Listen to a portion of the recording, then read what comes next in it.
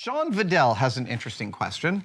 It is great to hear you're coming to the upcoming con in Toronto. Yeah, we'll see if they let Americans over the border when the time comes, but it's currently looking positive. How do you find that your celebrity has changed your con experiences over the years? Significantly, I will tell you.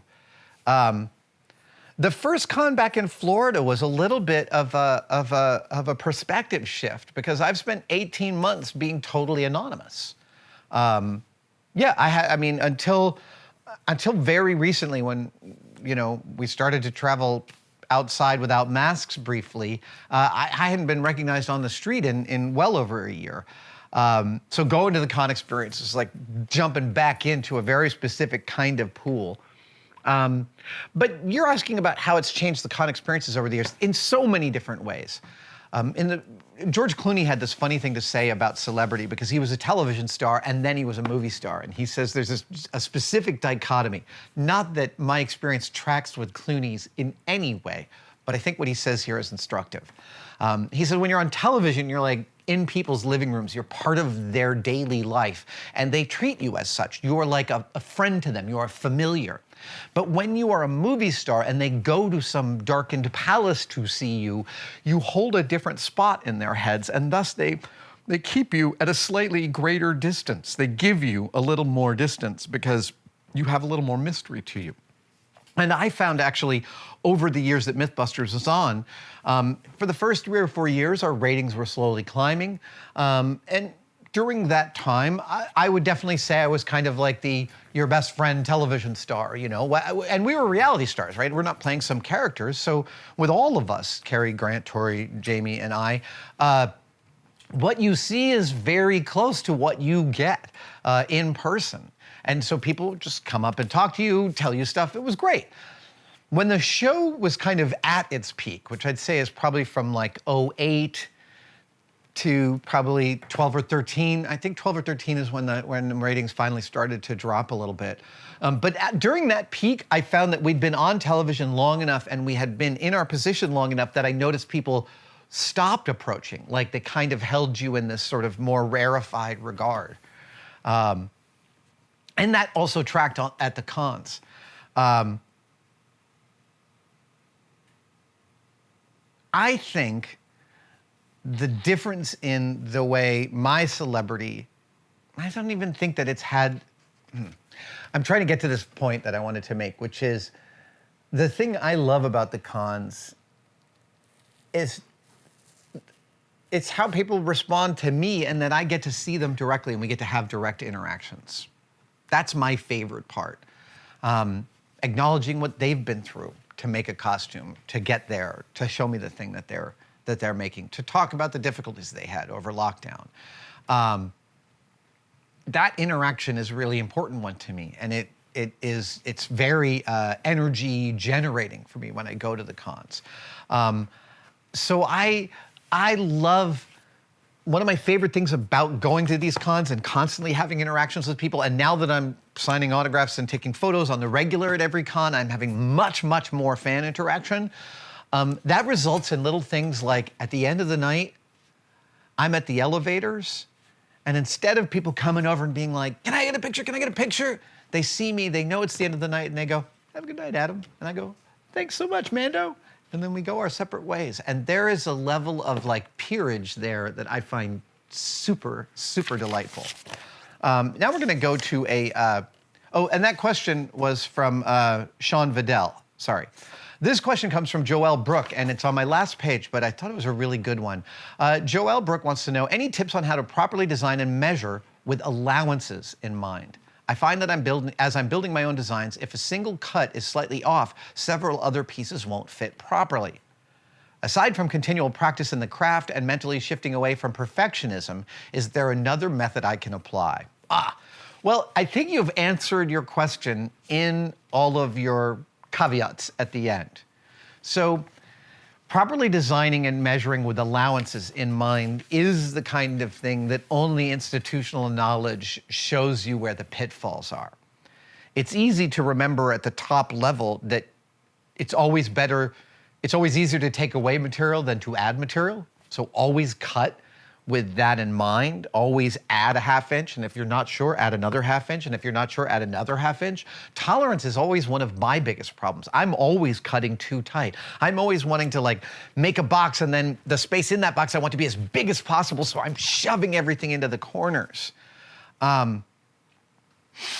And your other thing you say here is, aside from continual practice of the craft, that's my first answer. Continual practice of the craft is one of the ways you build the institutional knowledge to know, I've got to cut this seam bigger.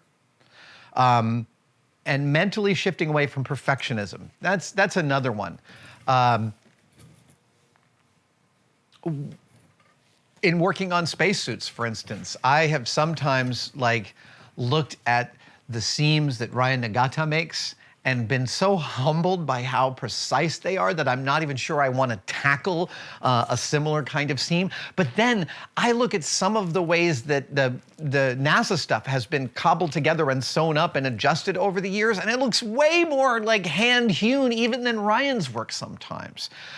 So yeah, absolutely, mentally shifting away from perfectionism is important. The other method you can apply is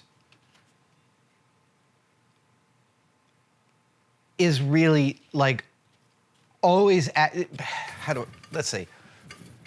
When you're really good at it, when you really know like, oh, I'm cutting an arm part here, and so that means that this part is gonna get tighter, and I only learned that the hard way when this thing I made. Aside from that,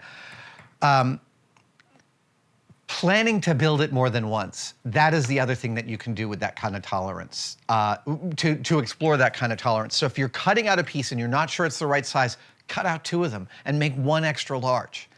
Yeah, and so I'll often have that.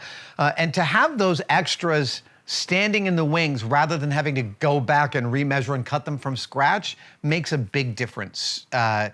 Making sure you're mentally prepared to make more than 1, and sometimes more than 2 and more than 3 is the other part of that equation. Thank you so much, Joelle. That's a terrific question.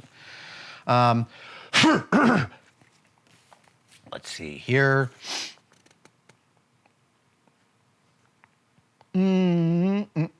Joe sorry, hold on, I'm going to sneeze. Thank you. Joe Needbala says that I've recently been able to return to the convention world, and it's great to see how palpable my joy is, but not everything is as positive as we could want. Aside from the obvious, no hugs, masks, etc., what in the new normal do you miss most from the old convention days? Right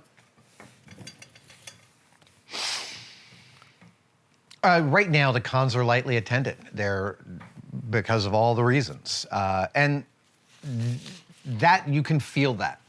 You can feel the energy being like a notch or 2 lower than it would be if you had a fatter, bigger crowd. That's definitely it. What I'm finding on the floor, though, is that there is no loss of the love and the joy of the interactions of cosplayers and the people going to the con. And the one I spent the most time on the floor of is Silicon, the one I run here in Silicon Valley. And honestly, the flavor on the floor, and I know I'm totally biased because it's our con, but the flavor on the floor was really loving. And that was without a doubt the smallest con I've been to so far. We only had a few thousand people on both days. But, you know, it's not about the numbers, it's about the experience. And what I'm finding is the diehard con goers are bringing that love to the cons. There's just a certain bump up in energy when you reach a certain critical mass, and I miss that. But it'll happen again. Let's see here.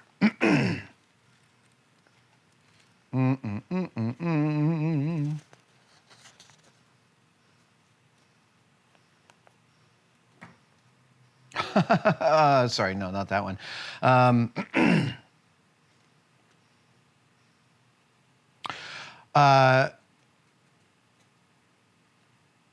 James Dutro asks, have I ever read Too Like the Lightning? I have not. But then he asks, what is next up on your reading list? I have just read a book that has blown my freaking mind called The Flow of Time by Carlo Rovelli. He is a physicist, I believe a theoretical physicist. It is about the way in which he understands the flow of time within the structure of the field he is currently exploring. There are a lot of competing theories that help tie together Newtonian and quantum physics. And he is working on one of them. And he to explain in this kind of bottom-up way how his field thinks about time. And it reset my understanding of physics. It really did. I mean, it was like, there was me before I read this book and me after. And I finished it in Portland, and then I started reading it again. Because I'm gonna read it from start to finish again, because it's also insanely poetic.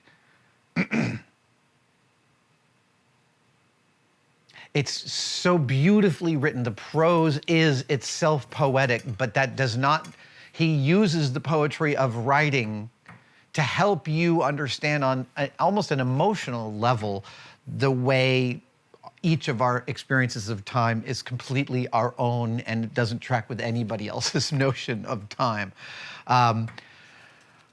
And then after that, I have to read Hail Mary, Andy Weir's new book, because everyone I know is just like, it's so good, and I'm dying to read it. I love Andy's writing. It's been really hard for me to read. It has been really, really difficult for me to read. That's just been one of the results of COVID, is that it's hard for me to find the mental space to sit down and open a book, which is why The Flow of Time was so great, because it's a little book and I can kind of go a few pages at a time. But I know that the moment I crack Andy's book, I'm gonna wanna spend like hours and hours, which is why it's one of the books I'm gonna take with me on the next con trip, 'cause it's perfect for airplanes.